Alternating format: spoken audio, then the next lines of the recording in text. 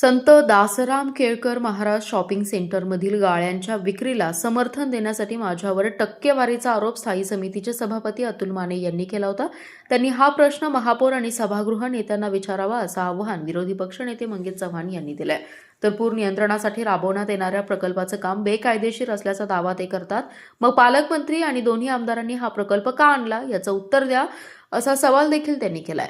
भाजपला शहाणपण शिकवण्यापेक्षा विरोधी पक्षनेते मंगेश चव्हाण यांनी महापालिकेच्या महासभेत संत दासराम केळकर महाराज शॉपिंग सेंटरमधील गाळ्यांच्या विक्रीला समर्थन देण्यासाठी किती टक्केवारी घेतली असा आरोप स्थायी समितीचे सभापती अतुल माने यांनी केला होता. या आरोपाला उत्तर देताना विरोधी पक्षनेते मंगेश चव्हाण म्हणाले, संत दासराम केळकर महाराज शॉपिंग सेंटरमधील उर्वरित 3 गाळ्यांच्या विक्रीचा ठराव महासभेत मंजूर झालाय. सर्वोच्च न्यायालयाच्या आदेशाच्या अनुषंगाने हा विषय महासभेपुढे आला होता. या प्रकरणात टक्केवारीचे आरोप करणाऱ्या सभापती माने यांनी महापौर आणि सभागृह नेत्यांनाही तोच प्रश्न विचारावा असा टोला त्यांनी लगावलाय. सभापती अतुल माने यांना ठेकेदारीचा अनुभव आहे, लोकसेवेचा नाही. नेत्यांच्या मर्जीतून ते सभापती झाले असले तरी त्यांच्या वागण्यामुळे महापालिकेची प्रतिमा मलिन होते असा आरोप विरोधी पक्षनेते मंगेश चव्हाण यांनी केलाय. सांगली महापालिकेच्या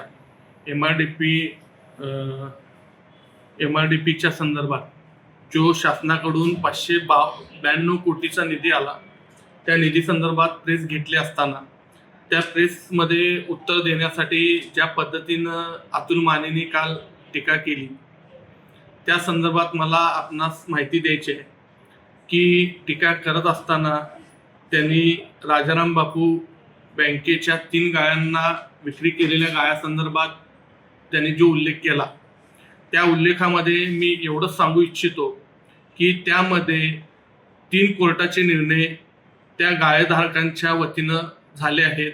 त्यानंतर महाराष्ट्र शासनाचा शासन निर्णय त्यामध्ये झालेला आहे की त्या लोकांना गाळे खरेदी करून देण्यासंदर्भातला.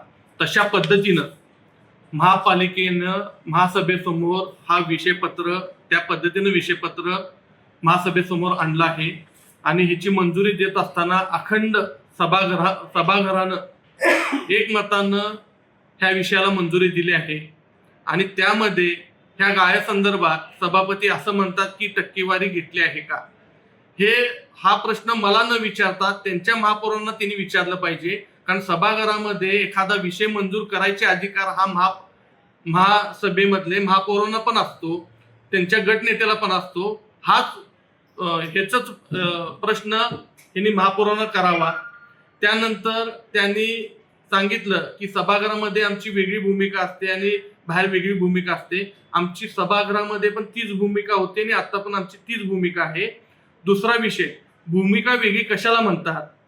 ज्या ह्यांच्या नेत्यांनी इलेक्शनच्या आधी घरपट्टीवर सांगितले की आम्ही नागरिकांची घरपट्टी वाढवणार नाही आणि इलेक्शन झाल्यावर 4-5 महिन्यामध्ये ज्या नागरिकांवर घरपट्टी लादून जो बोजा वाढवलाय, ज्या नागरिकांच्या खिशाला कात्री मारले, ह्याला दुटप्पी भूमिका म्हटली जाते. हे त्यांनी लक्षात समजून घ्यावं. आणि आमच्यामध्ये कुठलेही गट नाही आहेत.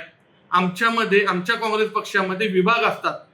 महिला काँग्रेस, सेवादल काँग्रेस, युवक काँग्रेस असे वेगवेगळे विभाग आहेत आणि ते सगळे विभाग आम्ही एकत्र एका विचारानं 20 नगरसेवक आम्ही काम करतो. आतापर्यंत ह्या भाजपनं ह्या महापालिकेमध्ये एकच काम केलं आहे की ती आमच्या विरोधात प्रेस घेण्याचं.